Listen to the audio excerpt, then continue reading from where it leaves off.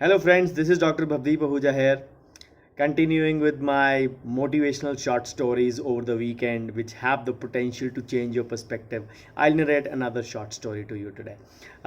What happened once upon a time, there was a king who actually wanted to see how hardworking his praja or his kingdom people were. So he actually went in the garb of a commoner and with the help of his ministers placed a huge stone or a boulder kind of a thing in the middle of the road. So he actually wanted to see how hardworking the people of his area are. So people came by, went on cribbing, went on sulking, went on complaining. We pay so much tax to the king, but still the roads are not clear. There are so many boulders, there are so many obstacles in the way. So what do we do? So then nobody actually cared to remove that boulder.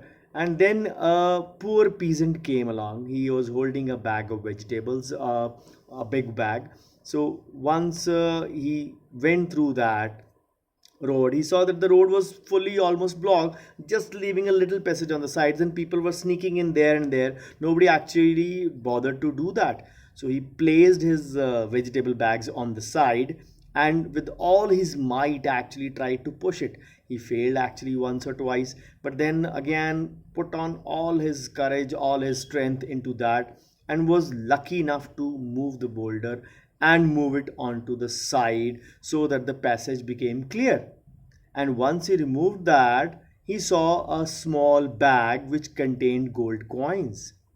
Uh, a small bag which actually contained gold coins and a note along with. This belongs to the hardworking person who actually will remove the boulder. So, what does this inspirational story teach us? This story actually has the potential to teach us two things. Either we crib, sulk, complain, and do nothing.